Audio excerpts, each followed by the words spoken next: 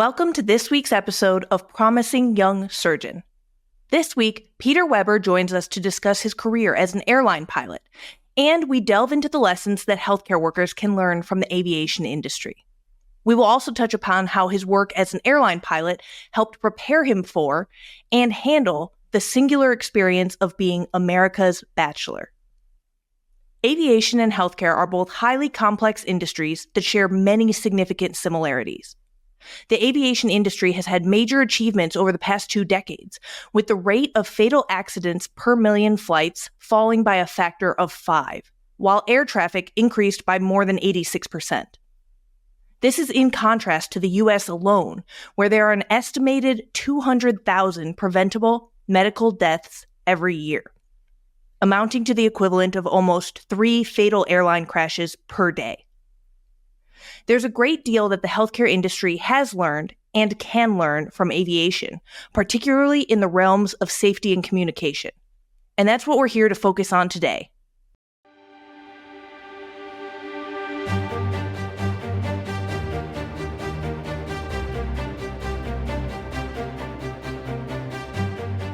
Peter Weber is an airline pilot and prolific television personality. He was the Bachelor on the 24th season of the hit ABC reality show, The Bachelor.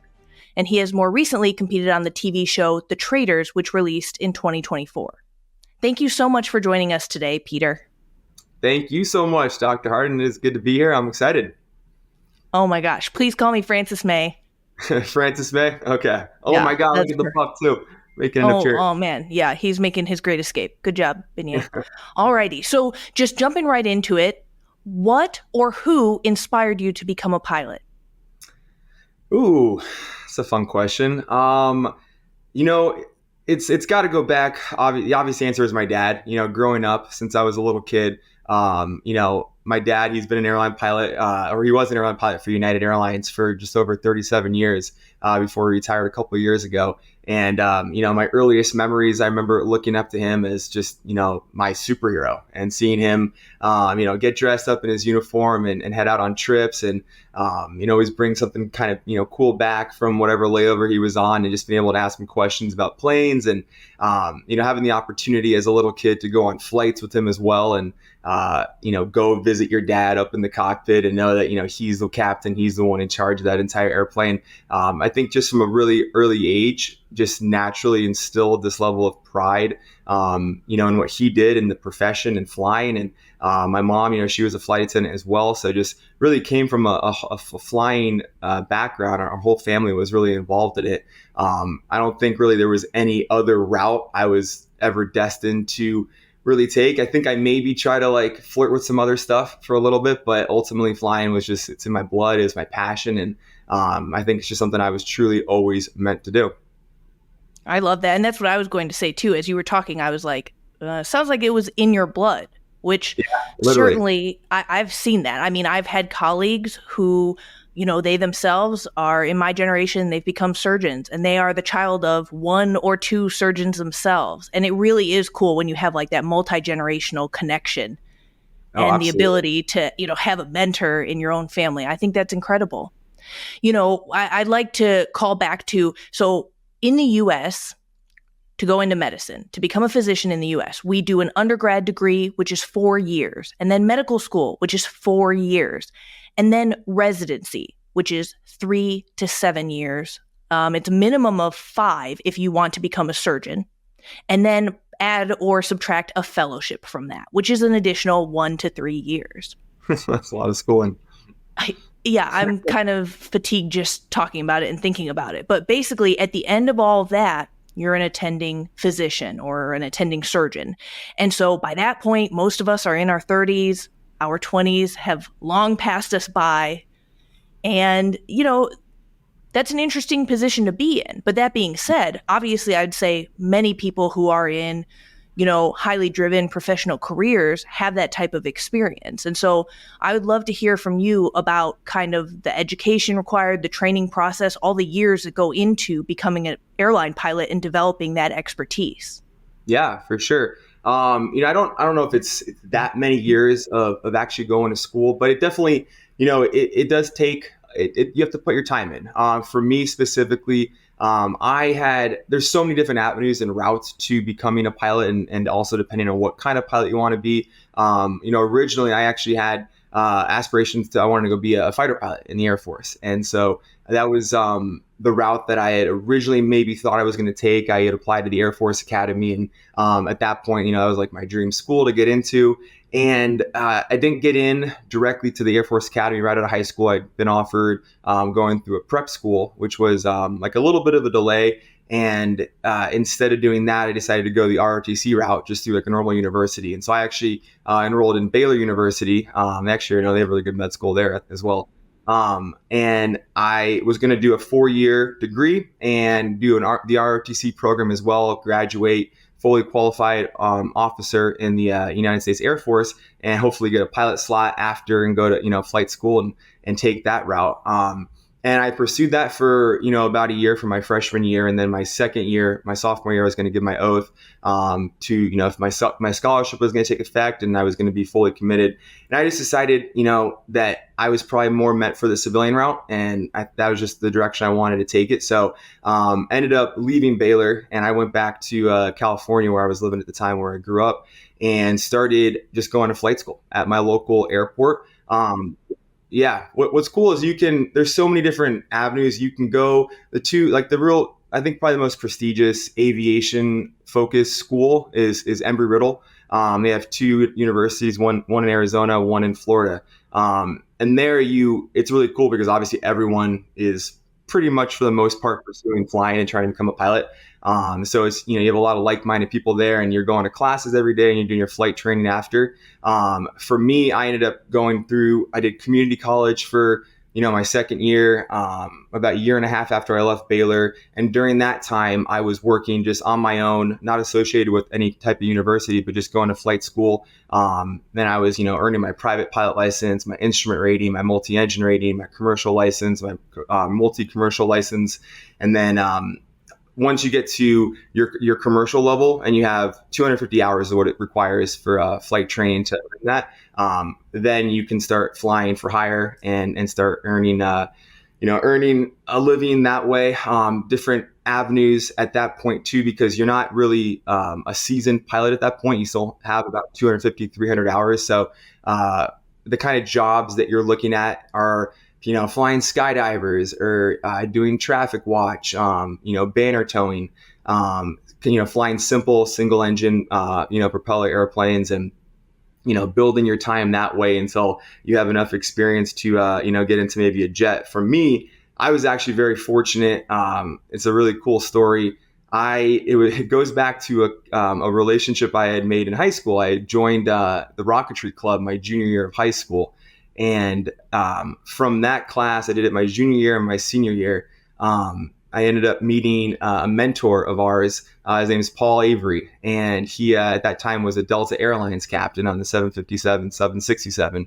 And he kept in touch with us. And, as we graduated high school, and then, I'm now in college, my brother's in high school. And I had just gotten I was just going for my commercial multi-engine check ride, and we had done like a test launch for my brother that weekend, and I had seen Paul, and he told me to give him a call after I passed my check ride. He wanted to introduce me to someone, and so that call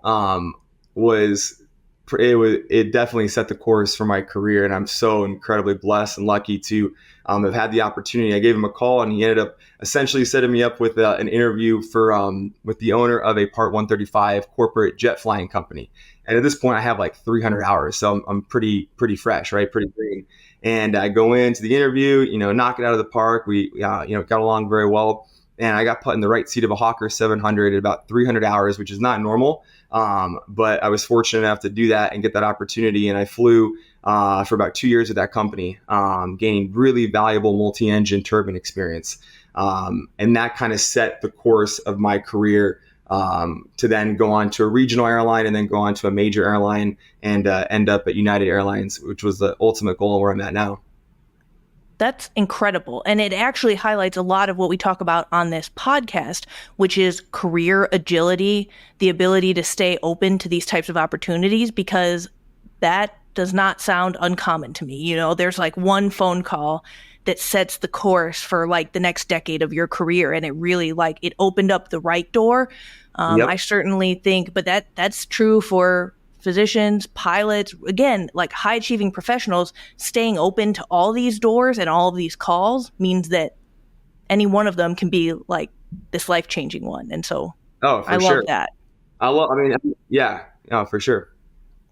The other funny thing I wanted to mention is that actually I used to be a U.S. Naval Sea Cadet, which is like the Oh, NROTC, no way. pre-NROTC program. And so, yeah, I used to like drill out in Chicago. When I was in 8th grade, my parents put me on a plane to fly out to Port Hueneme, California for boot camp. And that was Oh my like God. a No way. week of, yeah, it was awesome. And, I do think that these types of experiences, like the year that you spent training, I spent a couple years kind of pre-college training with this pre-NROTC program, things like that. I think it makes better professionals. And I certainly think a lot of the physicians I know who took years off or kind of took these less conventional paths than just holding your breath and running through 15 years of training, they're a lot better for it. And I think their art and their practice is even better for it many times as well. Absolutely. Port Hueneme, that's out in Ventura. Out in Yeah.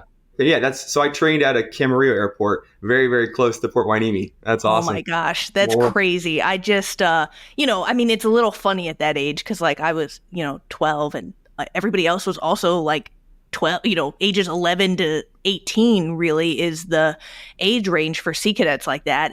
But they would drill us. And instead of hell week, you just had hell day. And it was like 24 hours of, I mean, they're banging pots at 2 a.m. and it was just flutter kicks and arm circles. I remember that was the first time I heard "Let the Bodies Hit the Floor" because they locked us in a gymnasium and they were like blasting that over the speakers and stuff like that. But yeah, Las anyway, Vegas Grace.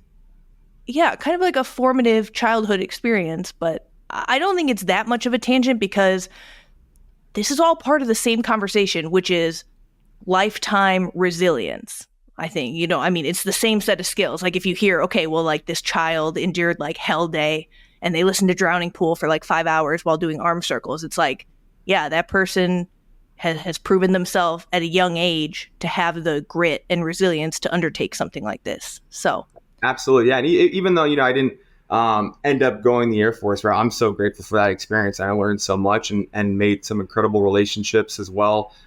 Great friends, that I'm still friends with to this day, and it's been cool to follow their career and kind of see.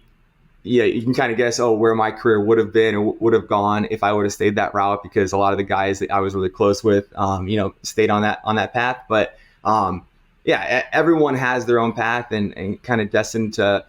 There's no, I guess, right way specifically in the aviation field to kind of achieve your dreams. There's so many ways to do it, but one big thing is, and I am an example of it, is just relationships. Harbor those, relationships, and you never know, what they can turn into, and the connections you make along the way. If you're talking with like-minded individuals, it's just relationships are definitely huge in my opinion. I love that. Well, and now I'd like to transition into going really much more granular into our work respectively. I do want to start by just sharing one quick journal article, and it touches exactly on this topic. So one of my favorite review articles on value of aviation lessons for the operating room, or the OR, is from Hardy et al. It was published in 2020 in the British Journal of Oral and Maxillofacial Surgery. And of course, OMFS, or oral and maxillofacial surgery, is very close to my heart as an ENT surgeon. This article is a look through the lens of the NHS system of note. It's not the US healthcare system, but still, very interesting. And I loved how nitty gritty this is. And so to kind of introduce that paper, high risk organizations include aviation, and typically those require formal communication training with an emphasis on safety critical moments. Such training is not widespread or mandatory in healthcare, and while there are many differences, both share that, quote, human element, with circumstances leading to an increased risk of harm. A typical operating theater consists of an operating surgeon, an assisting surgeon, and those roles can change throughout the course of a procedure. And similarly, training aircraft or a multi-crew cockpit can have a pilot in control, a pilot flying, a pilot not flying. in both situations, there's interaction with wider teams. For example, there's a whole scrub team, there are air traffic controllers, respectively. But surgical error is the second most preventable cause of harm to patients after drug error. And every year in the NHS, there are typically 500 never events, 21,000 serious incidents, and many more episodes of physical or psychological harm. And ineffective communication is the most common behavioral factor that leads to a never event. That's 46% of the time. And I just want to finish by saying, for those listeners who haven't necessarily practiced in a hospital or aren't familiar with the term never event, in medicine, it's a largely preventable occurrence. It should not occur. And so in surgery, 1, a wrong site operation, 2, wrong implant or prosthesis, 3, retained foreign objects after a procedure. Gotcha. Okay.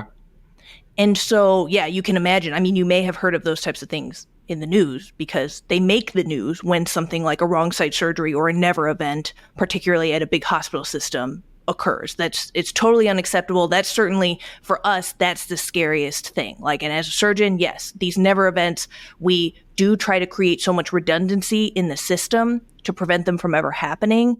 But of course, there's a Swiss cheese model of errors and all sorts of things that we're going to get into in terms of lessons that we can take from aviation.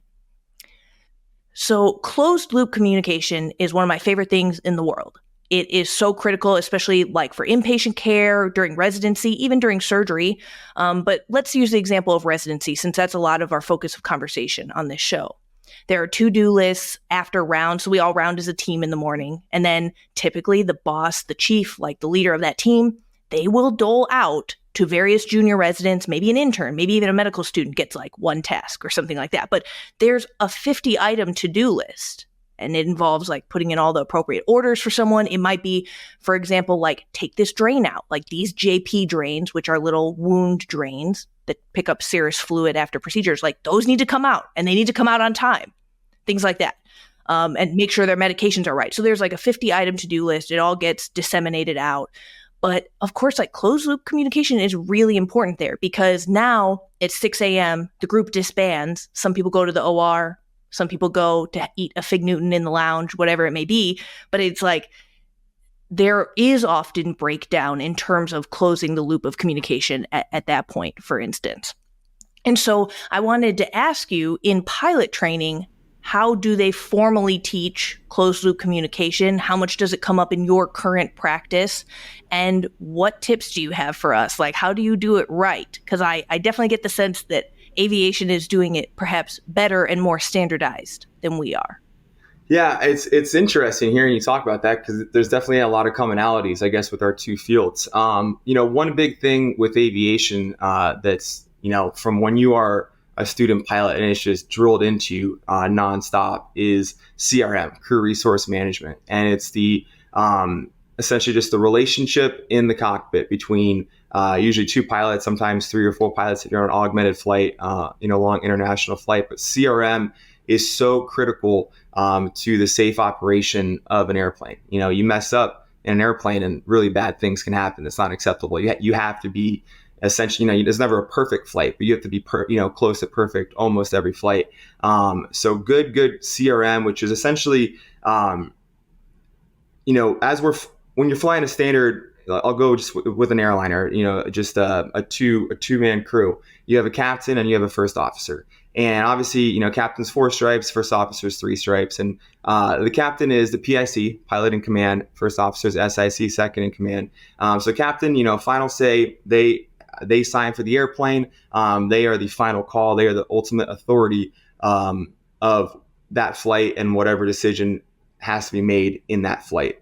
Now, with that, though, CRM was implemented to essentially, while that still is the case, you want every crew member to feel like they are just as worthy as the next one and have just as much of a say in whatever situation you're dealing with throughout a flight, an emergency, or whatnot. It's very dangerous, and it's very dangerous to have a relationship in the cockpit where it's just what the captain says goes. You don't want to speak up. You don't want to challenge in any way for, fear of being reprimanded or, dealing with the chief pilot on the ground. And there used to be, there's a lot of, I remember going through school and just learning a lot about CRM and how a lot of accidents, how it was developed to, and it could have prevented a lot of accidents in the past, especially with, it was interesting. A lot of Asian carriers, and the culture out there in Asia was that what the captain said, the captain was God, and you could not challenge the captain. And first officer, second in command had really no say. And a lot of the Asian airliners started actually hiring a lot of, I believe it was like Delta or United retirees that actually went over there and tried to implement CRM into their culture because they obviously were realizing the importance of it. But essentially, I remember, I had the opportunity to be a captain at my first airline, Compass Airlines, about a year and a half in to working for them. And, outside of it just being like the greatest blessing ever, and I had the most incredible time and one of the most amazing points of my career, and I can't wait to be a captain again at United someday. I remember I always felt like the best captain was a pilot that truly made every single crew member on that airplane feel like they were completely even, completely equal. And if they had something to say, they had every right to say it. And they were just as critical to the safety of the flight as the captain. If you could foster that kind of environment in an airplane, I felt like I was doing the best job I could do, and I couldn't ask for anything else. I hope every doctor out there listening, it is like the surgeon sets the tone for the operating room. Unfortunately, as I listened to you walk through that, your maybe old school aviation culture sounds like a lot of modern day OR culture. And that's kind of where, absolutely. And that's, just for instance, a couple weeks ago on the podcast, I shared information. There's a lot of literature out there about surgical error and how much of it is related to the hierarchy of the OR, because there is a lot of the attending surgeon cannot be challenged.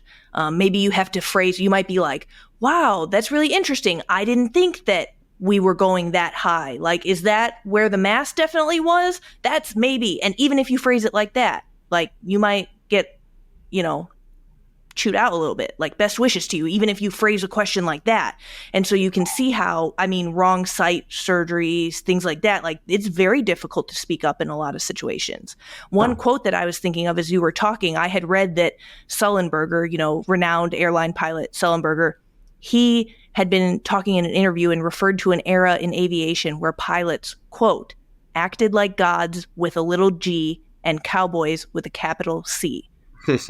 And so again, that rings true to us. And I think, but it's really beautiful to hear you talk about this, because it's kind of like, man, pilots figured it out. What a beautiful, like, I want to work where you work. Then that sounds actually like a workplace culture that I would, and many of us would really thrive in. Yeah. In my opinion, obviously, like, and I was explaining with captain, PIC, SSC, there is a hierarchy in flying, but in my opinion, there's just no place for, you need that, but you can't, there's no benefit to having an environment where someone feels like they can't speak up. Yes, there's always going to be levels of, of difference with experience and hours flown and all that. But at the end of the day, we are human. And you mentioned earlier the aspect of human error. That's kind of ties in a little bit to what you're talking about with Sully. And, I was obviously an incredibly well done, the perfect flown scenario for what Sully decided to do with his first officer, and using all their available resources and using ATC, and the fact that there is human error. The FAA was originally trying to pin it on him and say that he had made the wrong decision, that he should have turned back to go to LaGuardia, never should have ditched the airplane in the Hudson. I don't know if you saw the movie and are familiar with the details, but the FAA started coming down hard on him. And then throughout the trials, they ended up bringing up the fact of human error. And we are not robots. We aren't AI. We don't instantaneously make these calculations like that and have a decision made and know exactly what to do. We are human. It takes time to process. And that's exactly so once they ended up adding, I think, like 25, 30 seconds to account for the human error of, say you're taking off out of an airport, you're not expecting to fly into a flock of geese, but you do, and you lose both engines and you flame out and you're only at 2,500 feet altitude. you have all this stuff, you have all these alarms and all these bells going off, and you are in an extremely stressed out environment. You're not going to know immediately, we have to turn the airplane back right now. We're going to have enough altitude, enough distance to get down and make it back and not fall short of the runway. So once they added that 25, 30-second buffer, and they had the pilots in the simulators redo that flight, every single one of them fell short and crashed short of the runway. So ended up proving that Soli had made the right decision to ditch it in the Hudson. And there's just so many aspects of why that was, a successful flight, and, no one died from that. And, a big thing too with that kind of ties in with CRM is SOPs, standard operating procedures, which I'm sure you guys have as well in the medical field. And it's just the idea of doing essentially the same. You're trained in a way where it's a script almost, right? It's almost like a movie. And as you go through training with the airlines on your certain airplane, you are trained to, perform the exact same duties at the exact same time. You have your memory items, you have checklists, though, as well, to always confirm.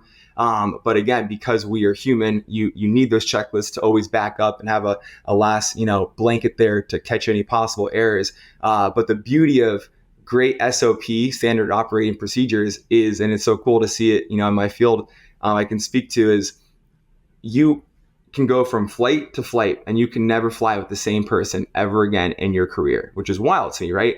But it doesn't matter because, and yes, you're going to obviously get to know that person throughout the trip and get to know their personality, but you guys are trained in a script to operate, and each one of you has their duties of what they're doing on the flight to keep it safe and ensure that safety. And it's just really cool to see that. I remember early in my career, really see it for the first time, swapping out from this pilot to this pilot, and it didn't matter. We were just on the exact same page, and you knew exactly what they were going to be doing. They knew what you were going to be doing.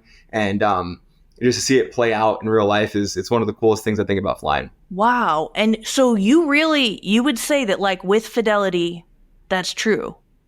Yeah, 100%. You could interchange, and it really, wow. Well, honestly, then I think that this is a major point that we should put some extra attention on, because to me, that does not exist in surgery. And in fact, it's pretty tough in surgery. Here's the reality is the surgeon makes the rules. And there's a saying, like certainly we say, and I say this all the time, even in clinic, I say to the patients, to my staff in clinic, I say, I do things the same way every time. Agreed. Yeah. Like that's going to be the safest thing. Because sometimes we're on call, like right now, I'm in the middle of an 8-day call stretch. You never know. We do all have to make our own fail safes in terms of, like, even if I'm sleep deprived and dehydrated, it just doesn't matter. Even if my stomach hurts, like, it's fine because I have those, almost like a surgeon's SOPs. But here's what's crazy is that they can all be variant, but still within a term called standard of care. But I think that introduces actually like a fair bit of chaos. And so I'd like to just explain for people who haven't done like a surgical residency, that means that as a surgical resident, part of your job and very much part of my notes app on my phone, I still have this all like hidden away in a folder in my notes app, even for the same surgery, if we're saying that it's sinus surgery. I have separate sinus surgery notes for different attendings, even all in the same department. So again, they all operate at the same institution, but one guy turns the head of the bed 90 degrees clockwise. Another person turns the head of the bed 90 degrees counterclockwise. These are all personal preference, so they can choose whatever they want. But the resident is responsible for having these like extraordinarily detailed notes, making sure it's set up. If you set up the room, like say there's a sialoendoscopy, which is where we put teeny cameras into the ducts of the salivary glands, you set it up slightly backwards, like slightly ass backwards, or for the wrong person, like, again, good luck to you, because, you're going to hear about it. And I think that also, it kind of detracts from the main point, which is like becoming a great skilled surgeon and also providing excellent quality care, because we do get bogged down in kind of like various minuscule details that don't have clinical significance, but maybe they do to that particular surgeon. But that doesn't really sound like it comes up as much in what you're doing. No, yeah, again, we truly try to stay on script as much as possible every single flight. And with that, you just get more and more comfortable with every flight. But again, that's what allows you to, truly, I've at the 3 airlines that I've flown for, and it was cool to really see this play out and just see how effective it is with great CRM, great SOP.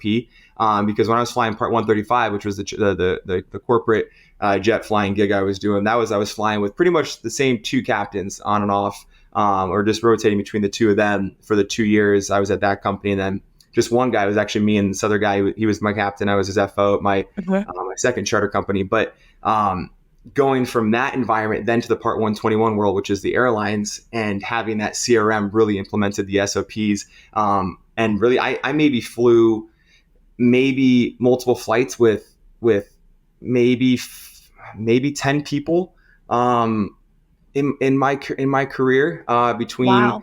Compass, maybe more than that, but really not that much more. You think about it, at United we have 18,000 pilots on property right now, and granted, not Wow. every one of those pilots is on the same airplane. We're all typed on certain airplanes, so the pool of possible pilots you're going to fly with is a lot smaller than the 18,000. But again, just to kind of wrap this up here with the SOP, it's just that's what allows us to successfully and safely operate a flight with someone you just met, 30 minutes ago in the briefing room. You know nothing about them, but you can count on them to be doing the right job at the appropriate time, and they're going to be able to count on you to do the same exact thing. Wow. That's really incredible. And so I'm intrigued by that idea. I'm definitely going to kick it around a little bit because I think that we could probably do better in surgery in terms of having systems like that in place. What I'd love to know is when you talk about CRM, you said they drill that into us from an early age. Like you start, Yeah. you start your career as a pilot, and how do they drill that into you? Is it just modeled for you? That's what all of your role models were like? Like they did excellent CRM. They displayed to everybody, hey, this is how a leader acts. Please, anyone speak up. Like, was it just modeled? Do they do kind of simulations with you? Like, how did you learn that? Because we Yeah. need to adopt what you guys have got going on. Yeah, so growing up and going through my flight training, you definitely hear about it and you read about it. Your flight instructors, from an early age, are teaching you about what CRM is. I remember probably the best piece of training I ever had in CRM was going through my captain upgrade course at Compass Airlines, and there they essentially it's like a 3-day course where it's really just it has nothing to do with flying and like the actual ability to fly the airplane. It's all about CRM, and it's a leadership course, right? And it's how to essentially be the best captain that you can be, and what is the best captain in your opinion. And everyone's going to have a little bit very different opinion. But for me, I remember that was a really, really good course. Again, I was only 25 years old back when I was, my first captain upgrade course here. And, I'm flying with guys that are older than me too as well. And sometimes that can kind of produce like an awkward dynamic sometimes, and a power dynamic or a struggle there a little bit. But when you have really good effective CRM and really good SOP, it kind of diminishes that, and that does go away. And I think, just the airlines do a really good job of providing these kind of leadership courses. We do, quarterly training, CBTs, computer-based training, multiple times a year, where a lot of it's, based on systems and staying proficient and all that, but also just human elements as well. And again, going back to CRM training and just touching up on stuff and more effective ways to, whether it's a way to improve, because the captain's always doing a brief before every flight with the flight attendants. And again, just like the pilots, it may be the first time that they're ever meeting, and now they're going to go take a jet into the air, and travel 80% the speed of sound, and just met each other 30 minutes an hour ago. The same can be also said for the flight attendants. You may have no idea who these people are, but everyone is working together. In the event there's a medical emergency on board, it's really important to set the tone early on in the flight with that brief, so that everyone just is on the same page. Flight attendants, pilots, dispatchers, gate agents, just really bringing everyone in and using everyone as a resource. Never trying to just be, like you were saying earlier, like the God and making all the decisions, and not taking any other opinions into account. In my opinion, that's the worst type of captain you could ever be. So yeah, airlines do a really good job about it. It's implemented pretty early on in our flight training, not as much as like when you get to the airlines, because that's where it's really critical. And then again, we have continued training through our CBTs Yeah. every couple months. And so to clarify, just to confirm, because I feel like I understand what you're saying, but it's honestly really incredible. So I want to make sure that I have this right before I start to, put the full court press for implementation in the healthcare system. Yeah. These captain upgrades, they involve like things like a 3-day leadership course. There's leadership course and programming built into it, and they are mandatory. And so anyone and they're standardized. So like if anyone wants to hold that position, then this is required, and they have completed that leadership training. Absolutely. Yeah. Yeah. From every airline that I know of. Yeah. When you go through a captain upgrade course, that is a huge piece of training just because it also is, there's a chance it's the first time you've ever been a captain. So they definitely do not skimp out on that. And it's just been proven to be so effective and prevent so many, disasters and bad things from happening. So it's definitely a huge focal point for us in the aviation industry. Absolutely. Well, I'm going to tell you, my side of it. And this is not to like scare you off of doctors, but it comes up, and it comes up as we train always these new generations of physicians and surgeons, because you're not going to believe this. There's not any formal leadership training in residency. That's just an example. So again, let's say you want to become a surgeon. So that's 5 years. You're in your 20s. You finished, an undergrad degree. You finished medical school. You're half of an adult person. Maybe some people are like 3/4 of an adult person. And for instance, those chief residents who I mentioned who like run rounds, they make all the schedules. They are in charge of like little crews of people who are typically trying their best, but again, could fall short or crazy things can happen at work.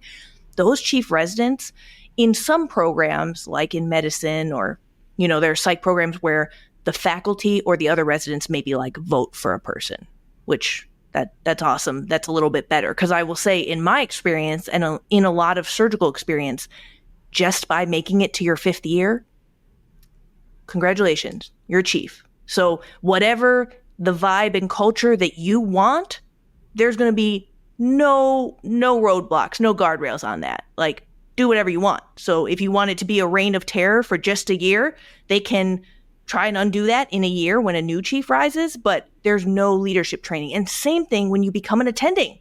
So the people who are the leaders of the team and, responsible for these surgeries, there's not like mandatory uniform leadership traiing. So is that shocking to you? I had no idea that was the case. And quite honestly, I don't understand why that is the case still. Because to me, just, again, this is not new, but I guess maybe in like the last 10, 15 years, really, this is when CRM really started becoming a focal point and just proving its effectiveness. But I 100% would be an advocate for in the medical field to have, some required type of leadership training or CRM training or to really hone in on just the benefits of it. It's not, there's nothing negative about it. There's no pride hit by taking someone else's opinion that, maybe thought of something in a different way that you didn't think of or reminded you of this. Again, we're human at the end of the day. And by that, we are imperfect and we will never be perfect. So having an ego in the aviation industry and, and I would say also in the medical field is probably the worst thing you could ever have. And like there's a saying, there's old pilots and there's bold pilots, but there's no old bold pilots. And I would definitely be an advocate for your guys' industry to take a look at that. I just don't see any reason not to. Yeah, I absolutely agree. I can just already think of a lot of like downstream benefits because, right now we're very much, I think that we're approaching a crux in terms of the culture in healthcare, but very much there's still younger people. Like I'm 32 and I was still raised in kind of the old system that was very hierarchical. And I just think that as we move forward and as we know, and as there's like increasing literature talking about medical error consequent this type of behavior, it's like, we need to have that like heart to heart, maybe whatever aviation did like 20 years ago. And so that's why it is really cool to learn about these types of things. I did want to touch upon, you talked about briefs at the beginning of the flight, which I think are like our timeouts, like at the beginning of any surgery. Again, like you said, like you could throw 5 people who maybe don't know each other very well, maybe have done one case together before, but anesthesia can change every case. Your scrub tech can change every case, the circulator in the room, and you as a surgeon need to adapt to those teams. Do you find that you use mini briefs very often in your work, or does it hopefully not? So I would say it's usually, well, there's always a brief done whenever there's a change of crew. So if we, for instance, like the flying that I'm doing now, I'm on the Boeing 787 based out of Newark. So my flying is a little bit different than what I actually was used to doing for the majority of my career up to this point, which was more domestic flying, smaller airplanes, many legs per day, 3 to 4 legs a day, changing out for sure with flight attendants on those legs. Usually the captain and the first officer will always fly the trip together. Now that's not always the case usually, but now I'm doing more international flying. So it's just one long leg, we're doing Newark to Narita. And we'll lay over there for 26 hours, 27 hours, and then fly back. So that kind of flying, the crew actually stays together for the most part on both legs. So that main initial brief that the captain is responsible for only really occurs in the beginning. But what that's going over is, I guess, it's more, you take it back to like domestic flying where you're switching different airplanes throughout the day. Right. Every airplane's going to have a different logbook and maintenance write-ups and different deferred items. So you're talking about that with the flight attendants, or if there's, whatever may be out of service for them, or the coffee maker or something with the lab. There a multitude of things could be going on with, that individual airplane at that day. So you're talking over that, you're getting on the same page. You're talking about, flight time, you're talking about weather, possible diverting, how the rides are going to be, if you're going to have any, special passengers in regards to like law enforcement, FAMs, federal air marshals on board. You're literally briefing everything about that flight at the very beginning. And after that initial brief is done, throughout a flight, you're not going to really continue doing any more mini briefs like you're asking. So it's really just to answer your question, just one main brief at the beginning of a flight. Obviously, if a flight attendant has a question, they can always call up, and you're always next to your crew member up in the cockpit, so you guys are always talking. But and then the briefs also, it even goes out from the crew on the airplane, and your dispatcher is essentially your best friend while you're flying. So we have dispatchers that are essentially at our headquarters monitoring every single flight that is in the air at any given time. And each dispatcher is assigned 5, however many flights they have. So it's not just you, but if you ever have to get in contact with them, you have, a special frequency and ways of communication to talk to them and discuss stuff. And if there's a medical emergency or some type of other emergency or a failure, if you have to divert, if you're doing a missed approach, you're going to a different airport, there's a huge team of resources that are helping every single flight. You think it's just maybe the pilot's a friend and the flight attendants, but it is such a huge team, from the maintenance personnel before the flight, that are coming up and checking the logbook. Like there's so many people that go into the success of like a safe flight. It's cool to see. That totally makes sense. And it takes a village in both scenarios. I like the OR and piloting analogies here, because I just see so many similarities in terms of like the team-based approach. Like neither one can be done alone, but yet some of the culture, and it sounds like the communication inherently does differ a bit. One thing that I wanted to mention, for anyone who does find themselves in the operating room, things that may be relevant to you, is that paper, Hardy et al., they had this cool little graphic. They talk about how mini briefs, which, they adopt like an aviation term, and they say you can always adapt this for intraoperative use prior to those aforementioned safety critical moments of surgery. And I actually really liked that. And it reminded me of something I do in my own practice that, again, totally surgeon dependent. Like this all sounds like personal preference, but I'll describe the scenario to you, and I'm interested to hear at the end if you're like, well, maybe that should be standard and not like personal preference of the surgeon. I do a lot of tracheostomies, for example, which is where a often temporary, sometimes permanent, but say a temporary hole needs to be surgically created at the front of the neck, just right here into the trachea. And that allows us to secure the airway, quote unquote, like have a safe airway. If this person, say, needs prolonged ventilatory support, or like if they have a head and neck cancer that's like blocking the airway, this is how we make it safe for them to breathe and kind of, undergo treatment or get off the ventilator, things like that.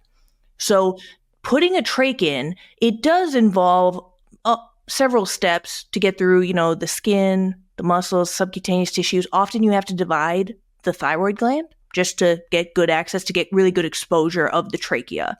And the first couple rings of the trachea and the cricoid cartilage, which is right above, the first tracheal ring. So that is all the approach. And it's like a lot of hullabaloo. You have to have good hemostasis, good bleeding control. You have to ideally be like very meticulous and thoughtful about all this. And of course, if the neck is thicker, then an even harder dissection. Maybe a really like extraordinarily thin person or cachectic cancer patient, maybe that'd be easier because they'd have less tissue to dissect. But regardless, you do this whole approach. Now you're looking at the trachea.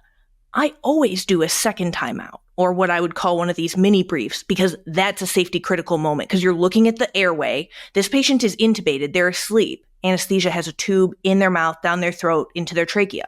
But now I, the surgeon, am about to use a scalpel, cut into the trachea, opening it. And this is like, that's the most dangerous part of the surgery, because what that involves is anesthesia needs to pull back slowly on the tube that they have. I need to make sure that we've tested the balloon on the trach that I'm about to put in, make sure that everyone has everything right. Because going back to some of the things we talked about, like I have done this surgery with an anesthesia, team member who has not done trachs in 5 or 10 years. Like they don't do them. They don't do them frequently. They're not like seeing huge volume of these. I've done it with scrub techs who it's their first trach. So they've never seen this before. They have no context for it. So I really think like part of the surgeon's job in that standpoint, because I've seen it where people just maybe don't do a second time out and they just put the new trach in. Guess what? The balloon actually came out of the box not working. So now you're trying to inflate the balloon, patients desatting, because you stop all airway, like you stop their breathing to do this swap out, basically. Very critical moment. But like I said, so before I cut the trachea, I have them turn off the music. I'm like, everyone in the room, please listen up. And I want you to tell me that you've tested the balloon, that you have the obturator, which is kind of a little medical device, like everything's set to put it in. You have the suction out and anesthesia, like, are you loose? Do you know how to pull this back like really slow? And I'll tell you when to stop. And so we go over all that. And I really think that has helped keep things extraordinarily safe. That's the only thing that makes me feel safe when we do that additional timeout. But again, I've seen it every way because of course I learned this from the surgeons who trained me, and I love it when they do this second timeout. So I've adopted that, but it's not mandatory, I guess. But like I would almost consider you a cowboy to not do it because you're kind of playing with, has everyone seen this before? Are they doing their job? Like they may not know. And this goes back to when you're newer to something, you don't know what's your job. That's okay. But I think the leader of the room or, the captain, the surgeon, who's the primary surgeon on the case, like they're responsible for everyone even knowing their job on the team. I would actually go as far as to say that. Sure. No, I would agree. I guess the way you'd phrase it, maybe I didn't pick up on it initially, but we don't really call them like, I guess mini briefs. But we do have throughout a flight, I guess, similarities to these mini briefs and what we call is just our flows and our checklist. So every kind of critical phase of flight, kind of similar to what you're talking about, like right before you're about to go do the critical cut there in the trachea, you're making sure everyone's on board and essentially running down a checklist of, all right, we have everything we need. Is everything operational? We do that as well in flying. Everything from it starts, you get to a dark, cold airplane and you're turning it on. And we have essentially, so like I was mentioning, we have flows. And flows are essentially both pilots have their own flows for setting up an airplane, for taxiing, for takeoff, for cruise, for descent, for arrival, for after landing, for shutdown, parking checklist. And there's these different, I guess, gates, I guess is a good way to kind of look at it with every single flight. And as you go through every gate, each pilot has their required duties that they do with their flow, and that's from memory. And we're required to learn that from memory and prove that in our check rides and our before we get qualified in the airplane. But then after every flow, we also confirm everything with the appropriate checklist, just to confirm, to make sure that nothing was missed. And again, like I was mentioning, so we do this as we're pushing back from the gate, before push checklist, as we're starting our engines, as we're getting ready to taxi. We go through all these gates right before, as we're approaching the runway. We have a before takeoff checklist where we get in touch again with the flight attendants and confirm that they're all ready to go and they're seated, and no one's standing up in the airplane as we're about to take an active runway. After takeoff checklist, bringing the gear up, bringing the flaps up, and then on the 787, it's kind of cool. It's an electronic checklist. So most airplanes I flew was just a paper checklist that you pull out every time. But airplanes are getting so modern now that everything's done electronically for the most part. But yeah, I guess that's. I answered it correctly. Our gates, essentially, with these flows and these checklists, are like your mini briefs throughout our flight, and it's just ensuring that everything is successfully completed. We haven't missed anything, and it keeps us all on the same page. And we do it throughout the entire flight many times. That's awesome. You can probably do those in your sleep, like the flows and. Yeah, you're doing it when you're going through training for a month. That's all you're working on. They hammer it into you. But again, that's what allows SOP, standard operating procedures, and CRM to work so effectively. You're counting. That the person next to you is qualified and they're proficient and they know exactly what they're doing. And again, we are human, so we are going to make errors sometimes. But that's what the checklists are for, and they catch that. And or good CRM or SOPs are going to catch that. So yeah, it's all very effective. That's perfect. And I have one last question about, and it builds a little bit off of the captain upgrades and things like that, because we talked about formal leadership training. Yeah. What, if any, formal stress management training, like staying calm in stressful situations, type of instruction do you guys receive? I don't know if I would say I've ever done like a formal stress. Well, no, I guess we have had some CBTs, just work, managing like sleep fatigue or, stress that can come from that. But really, all in all, I would say, flying obviously is a career that can definitely present stressful situations. And what is so cool about the training that we go through, and again, I wouldn't say it's really formal, like the leadership training that I was talking about with captain upgrades, but when you do have something that's unexpected occur in a flight, because most flights, things go smoothly and you're not dealing with an emergency, you're not dealing with an engine failure or a fire, any of that stuff. But when stuff does happen, it's really cool to see. I can only really speak from my opinion, but I think, maybe it's the cloth, I don't know, that pilots are cut from the most part. Maybe I got a lot of it instilled from my dad from an early age as I was, growing up and going through training. But it's really cool to see your training take over without you even thinking. And that may sound a little crazy, but truly that's what happens. And if you have, quick example, one of my first captain flights, I was the day we started off and we went Phoenix to LA to Vegas. And into Vegas, there's always a lot of wind shear, which is, sudden change of direction of wind speed or direction. And Vegas gets a lot of that with all the, the wind coming over the mountains and all that air getting turned up. So it can be pretty bumpy and all that. But it was actually kind of cool. It was like literally my first trip as a captain. And we had to do what was called a wind shear escape recovery maneuver. And it's, it's a very critical maneuver. You can't waste time. You have to be on it. You just go. But it was so cool to really see it happen in real life, and it just instilled such a level of confidence in me. You can't. There's no substitute for experience, obviously.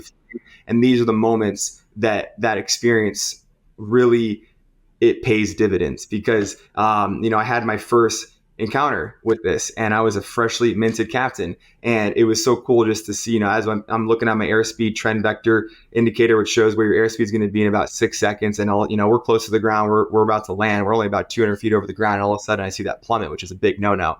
You do not want to lose airspeed low to the ground.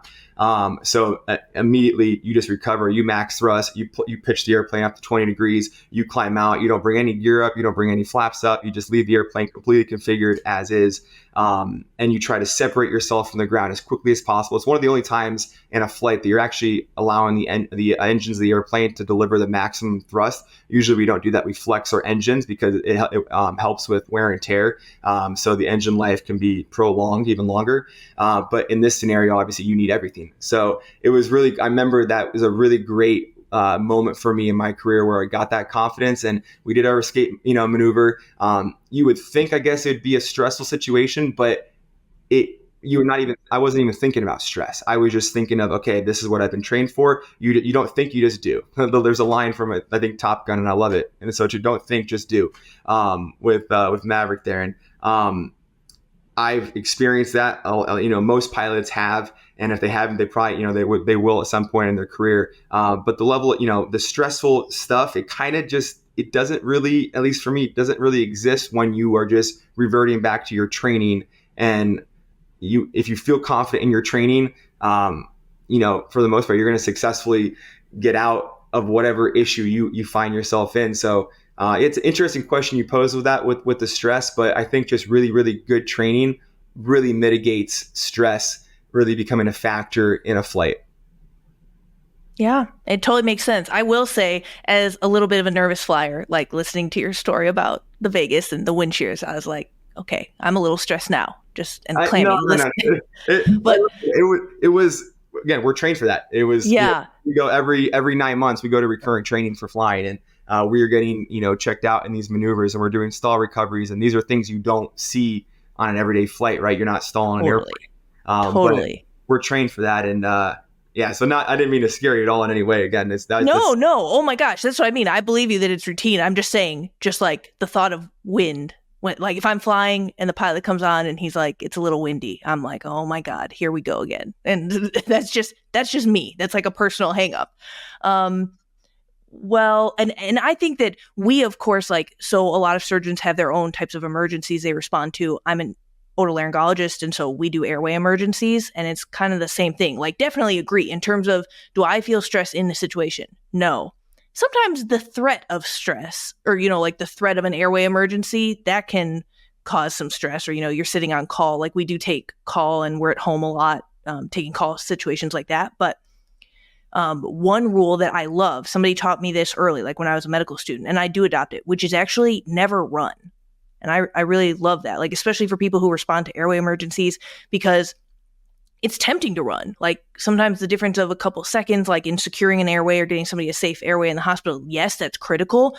But what's interesting is you lose a lot by running. I mean, barring that maybe like you're an incredible runner, which I don't know any surgeons who can run like the length of a hospital and not end up showing up totally out of breath, like embarrassing themselves. And so it is about what kicks in is like you stay calm, you stay very cool, you stay in control of the situation. Like I can walk fast, but it's different practices like that I think help set us up for success.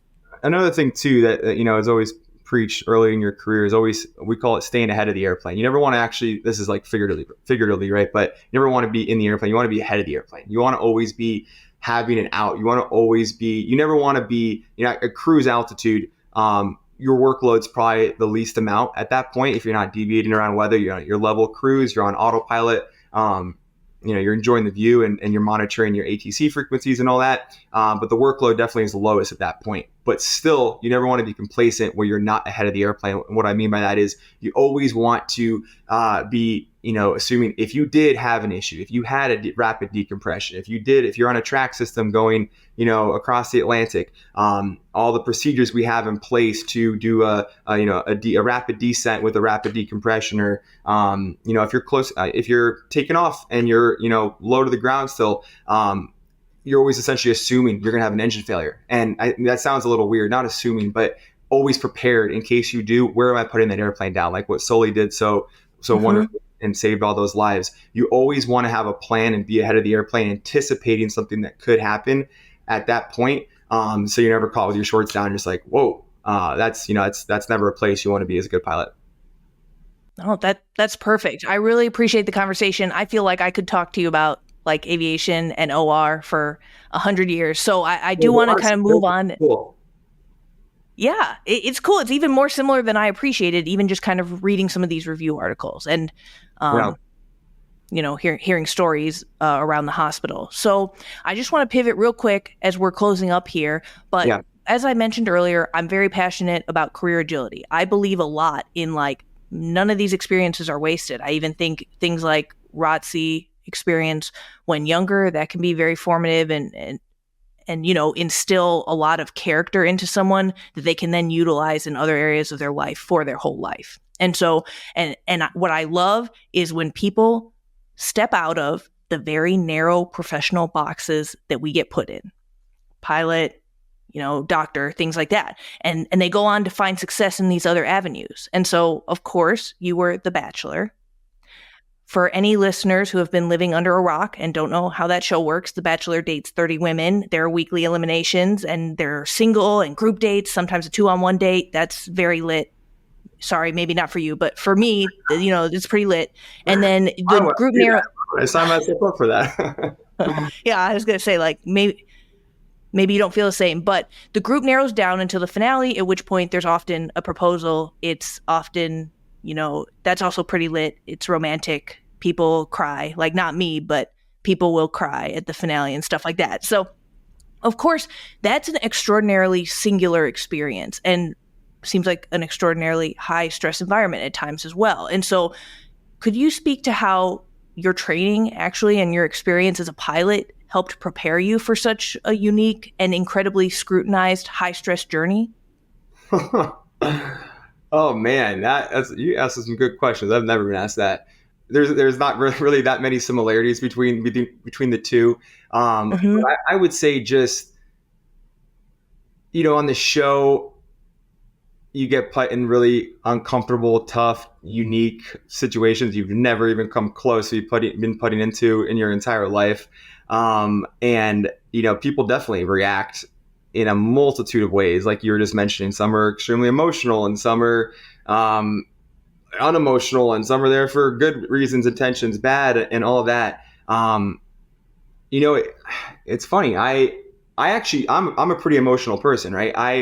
I've always felt like I've been very in touch with my feelings, and I've never been closed off in that regard. And as you asked this, and I'm thinking this through, it's almost like there were two completely, obviously different situations, and one I allowed myself though to really be influenced by emotion and just really who I truly was at my core, at my heart, as a person. And I wasn't really, there was nothing really like calculated about it for me, or I wasn't prepared. I didn't prepare myself in any way like I do in my career, and how I take that, so serious. They were just, you weren't ahead of the plane when you went with your heart. Yeah, there were two so different situations. I don't know if I have a good answer for that in regards to how maybe it helped me navigate, because I don't lead with my heart and emotion base when I'm in my career field of flying an airplane. It's the exact opposite, right? Like we were just, everything we've talked about. Totally. You don't want that influencing anything. So really interesting to think about that. But I don't know if that really helped me in any way, just because I took one in such a different way than I take my professional career. Yeah, I'm sorry. Well, no, but then that's really cool. Like, obviously, to be a multifaceted person who has that level of depth on both sides, like, I'm glad that then you didn't approach it like extraordinarily, critical thinking, like very logical pilot. Because I guess that maybe that would be bad TV to approach it that way.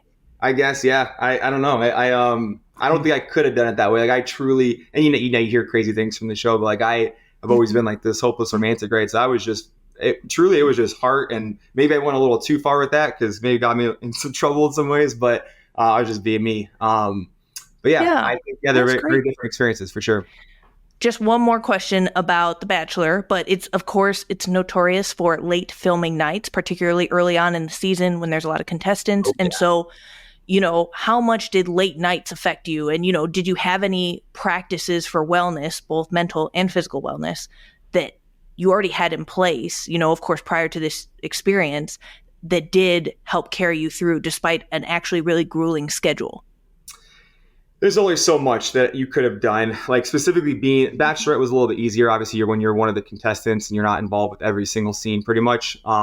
On the Bachelor, man, it's about 2 months of filming. That first month is grueling physically. It's late nights, like you just mentioned. You're waking up super early. You're also in a stressful environment, right? All these emotions going crazy, and it's funny. The second half, I remember the lead producer always telling me to expect this, and it was so true. It turns to from the physically grueling aspect, it's the emotionally grueling aspect, because now you're actually getting invested in these relationships, and then you're breaking these relationships off and ending them, and they're two different like almost experiences in one show as the lead. With flying, it's so important to manage your sleep and manage your rest, and we have so many protocols in place as well for managing our fatigue. And ultimately at the very end of the day too, if you just don't feel like you are fit to fly, like every single flight that we do, we have to sign off we are fit to fly, that we are rested, that you can't fly sick. It's against Wow. the SORs. You have to confirm every single flight you are fit to fly. We have certain protocols too where we're limited to how many hours we can fly in a given period, in 7 days, and in a 30-day period, in a year, just to manage that fatigue, just because that can be so detrimental to the safe operation of flying. With the Bachelor, it was the opposite. They wanted you to get to that level, and they like to wanted not be fit to fly. I'm not. They didn't want fit to fly, Peter. Yeah, because then you make different. Your decision making maybe is affected, and it makes good TV. So those are also very, very, very different in how the fatigue management and all that was handled, for sure. Okay, fair enough. Well, I learned something, definitely. So, okay, we're all in agreement. The OR and the cockpit, these industries, very similar. We're going to put reality television then way off by itself. It's on a different planet. And maybe it's run differently. Culture's different. So I would say, yeah. I ask everybody, but do you believe in karma, Peter? Of course. Absolutely. Yeah, I think it's so important. I was mentioning earlier in relationships, and how important that, it's, and how blessed I've been with all the incredible relationships I've had. And I wouldn't be here if it weren't for so many incredible, Cliff Parkhill too. I got to give him a shout out. He was my flight instructor that taught me how to fly, and one of the greatest mentors, I've ever had. It is so important to, in my opinion, just treat people the right way and treat them with love. And it obviously, I just believe what you give comes back. I'm a big believer in the law of attraction, and what you put out is what's going to come back every single time. It's a science, it's a law, in my opinion. And huge believer in karma, and trying to do the right thing as much as possible. I love that. Well, me too. Thank you again for joining me today, Peter. It has been a joy to chat with you and learn from you. Thank you so much. Yeah, no, I enjoyed the conversation. It was awesome. Follow me on Instagram at @francismay.md and @rethinkingresidency. Visit my website, rethinkingresidency.com, to learn more about resident physician stories and ways that residents can most effectively navigate the game of residency. I cannot wait to connect with you on the next episode of Promising Young Surgeon.